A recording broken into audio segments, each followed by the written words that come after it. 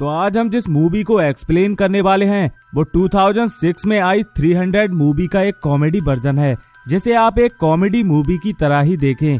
तो चलिए बिना किसी देरी के वीडियो को शुरू करते हैं। मूवी की शुरुआत में हम एक आदमी को देखते हैं जो पहाड़ी से अपने नवजात बच्चे को फेंककर मार रहा था, क्योंकि उस आदमी को सलमान जैसी बॉडी वाला बच्चा चाहिए था, मगर उसका बच्चा एक हरे टमाटर जैसा था। इसीलिए वो आदमी उस बच्चे को नीचे फेंककर मार देता है। अब कुछ दिनों बाद उसे एक और बच्चा पैदा होता है, मगर उसकी बॉडी भी सलमान जैसी नहीं थी, तो वो उसे एक फैमिली को अडॉप्ट करवा देता है। अब कुछ टाइम के बाद उसे एक और बच्चा पैदा होता है। ये बच्चा उस आदमी की बिल्कुल मनपसंद का था, क्योंकि उसकी बॉडी सलमान जैसी थी।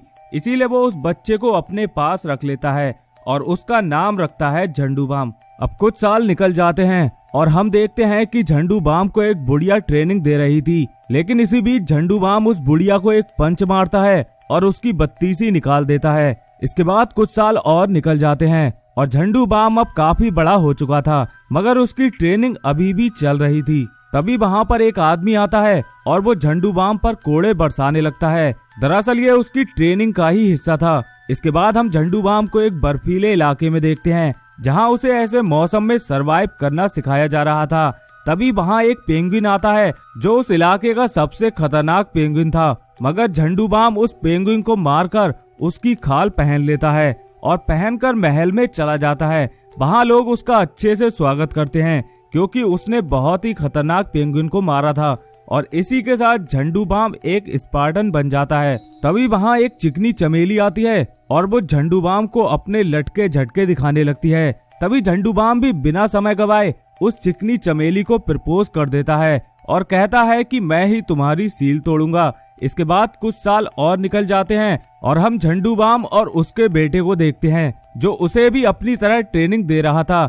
ये सब कुछ साइड में खड़ी हुई चिकनी चमेली देख रही थी और मजे ले रही थी। तभी वहाँ पर झंडू बाम का सेनापति आता है और वो कहता है कि एक काला डामर तुमसे मिलने आया है। अब झंडू बाम उस काला डामर से मिलने जाता है और जाते ही उसे किस करने लगता है, मगर काला डामर को ये सब कुछ बहुत अजीब लग रहा था।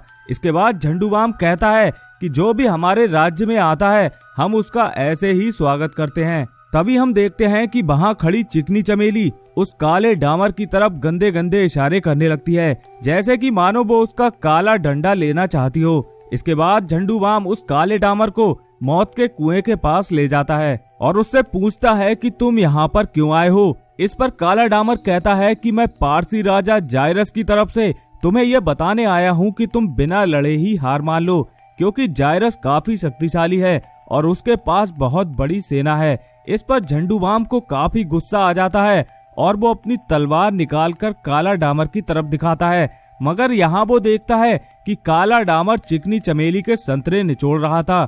ये देखकर झंडू बाम को और भी ज्यादा गुस्सा आ जाता है और वो काला डामर को लात मार के मौत के कुएं में गिरा देता है। इसके बाद झंडू बाम का सेनापति उसके पास आता है और कहता है कि हमें युद्ध का परिणाम जानने के लिए पोपट के पास जाना चाहिए, जो देखने में बहुत ही ज्यादा बदसूरत था।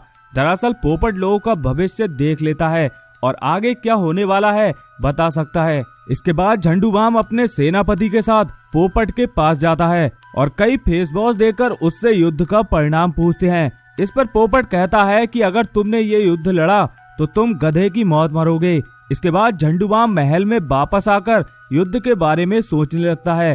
तभी वहाँ पर कुछ लड़कियां आकर झंडू बाम को देखकर हंसने लगती हैं, क्योंकि झंडू बाम का सारा सामान दिख रहा था।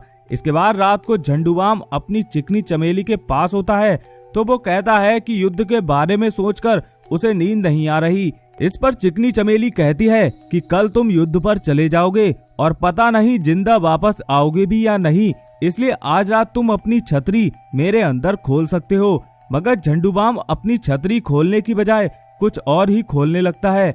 अगले दिन झंडू बाम अपने सेनापति से कहता है कि हमें युद्ध लड़ने के लिए 300 लोगों की जरूरत होगी, मगर सेनापति उससे कहता है कि हमारे पास सिर्फ 10 लोग ही हैं। तभी वहाँ पर एक लड़का आता है जो सेनापति का बेटा है। झंडू बाम उससे युद्ध लड़ने के लिए कहता है, मगर सेनापति कहता है कि ये मेरा बेटा है और इसे युद्ध के बारे में कोई भी जानकारी नहीं है, इसलिए ये युद्ध नहीं लड़ सकता। इस पर झंडू बाम उसे किसी तरह समझा बुझाकर तैयार कर लेता है और ये लोग अपने अपने सिक्स पैक बनाकर युद्ध लड़ने के लिए नाचते खेलते हुए चले जाते हैं। रास्ते में उन्हें एक लड़की मिलती है जो एक स्पार्टन थी, मगर उसकी बॉडी की हालत कुछ ठीक नहीं थी, इसीलिए उसे देश से निकाल दिया गया था। वो राजा से कहती है कि मैं भी लड़ने जाऊंगी और वो एक शील्ड को हवा में उछालती है, मगर वो शील्ड ऊपर से सीधा उसके सर पर गिरती है, जिसकी वजह से वो लड़की वहीं पर ढेर हो जाती है। अब यहाँ पर पारसी सेना भी आ चुकी थी और सेनापति झंडूबाम से कहता है कि अगर तुम हार मान लोगे तो मैं तुम्हारी जान को बख्श दूंगा, मगर झंडूबाम हार मानने को तैयार नहीं था। इसके बाद ये दोनों सेनाएं आपस में लड़ने लगती हैं, मगर तभी हम देखते हैं कि ये दोनों सेनाएं युद्ध नहीं लड़ रही थी बल्कि डांस करने लगती हैं। तभी हमें यह पता चलता है कि ये दोनों सेनाएं डांस कंपटीशन के जरिए युद्ध का परिणाम निकालने वाली थी। वहीं दूसरी तरफ हम महल में चिकनी चमेली को देखते हैं, जिसके पास एक पंडित आता है और वो उससे कहता है कि झंडूबाम को युद्ध जीतने के लिए और सैनिकों की जरूरत पड़ेगी। साथ ही वो ये भी कहता है कि अगर किंग जायरस ने झंडूबाम को युद्ध में हरा दिया तो ये राज्य और चिकनी चमेली भी उसकी हो जाएगी और किंग जायरस अपनी छतरी उसके अंदर खोल देगा। इसके बाद हम एक आदमी को देखते हैं जो वैक्यूम से सफाई कर रहा था। तभी चिकनी चमेली उसकी तरफ गंदे इशारे करने लगती है। इससे हमें ये पता चलता है कि उस आदमी ने चिकनी चमेली बैंक में अपना खाता खोल रखा है। इधर हम झंडूबाम को देखते हैं जिससे मिलने किंग जायरस आता है, जो देखने में किसी गेंडे जैसा लग रहा था। वो जब अपने रथ से उतरता है तो ठोकर खाकर गिर जाता है और उठने के बाद अपने एक आदमी को गोली मार देता है। अब किंग जायरस झंडूबाम से कहता है कि तुम हार मान लो, मगर झंडूबाम उसकी बात नहीं मानता। तो किंग जायरस अपनी एक छमिया को मोटे आदमी के पास भेजता है और वो छमिया मोटे आदमी पर अटैक करके उसकी आंखें फोड़ देती है। वहीं दूसरी तरफ हम चिकनी चमेली को देखते हैं जिसके पास एक पंडित आकर उसका पानी पीने लगता है और पूरा पानी पीने के बाद वो कहता है कि इसमें नमक ज्यादा है। इस पर चिकनी चमेली कहती है कि अबे गांडू, ये मेरी पेशाब थी। इसके बाद वो कहती है कि मेरे पति को युद्ध में लड़ने के लिए और सैनिकों की जरूरत है, तो जो कोई भी युद्ध में लड़ने के लिए जाएगा वो मेरा सामान भी देख सकता है और मुझे बजा भी सकता है। इसके बाद हम सेनापति के बेटे को देखते हैं जो झंडूबाम के पास आकर कहता है कि पारसी सेना हमारे काफी करीब आ चुकी है और उनके पास 1 लाख से भी ज्यादा सैनिक हैं और हमारे पास सिर्फ 10। अब ये सुनकर झंडूबाम समझ जाता है कि वो हारने वाला है।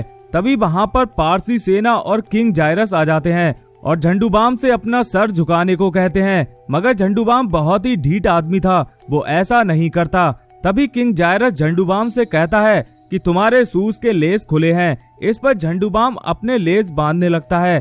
तभी किंग जायरस अपनी सेना से कहता है कि देखो, मैंने झंडूबाम को अपने सामने झुका दिया। इसके बाद वहाँ पर खड़े सभी लोग हंसने लगते हैं। वहीं दूसरी तरफ हम महल में चिकनी चमेली को देखते हैं जो लोगों को युद्ध में भेजने के लिए अपनी डिग्गी और संतरे दिखा रही थी। तभी हम देखते हैं कि अब असली युद्ध शुरू हो चुका था और झंडूबाम एक एक करके पारसी सेना को मार रहा था।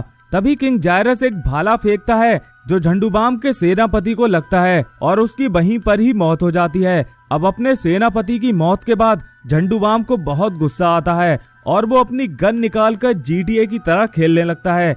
वहीं दूसरी तरफ किंग जायरस भी अपनी कार को एक रोबोट में बदलकर उसे झंडूबाम और उसकी सेना के ऊपर गिरा देता है, जिसकी वजह से झंडूबाम और उसकी पूरी सेना की मौत हो जाती है। अब यहाँ पर हम देखते हैं कि झंडूबाम मरते मरते हुए भी हंस रहा था और इसी के साथ ये कॉमेडी मूवी भी यहीं पर खत्म हो जाती है। तो दोस्तों, अगर आपको इस मूवी का एक्सप्लेनेशन पसंद आया हो तो इस वीडियो को लाइक जरूर कर देना, साथ ही चैनल को सब्सक्राइब करके बेल आइकन दबाना मत भूलना। हम मिलते हैं आपसे एक और वीडियो में एक नई कहानी के साथ। तब तक के लिए बाय बाय।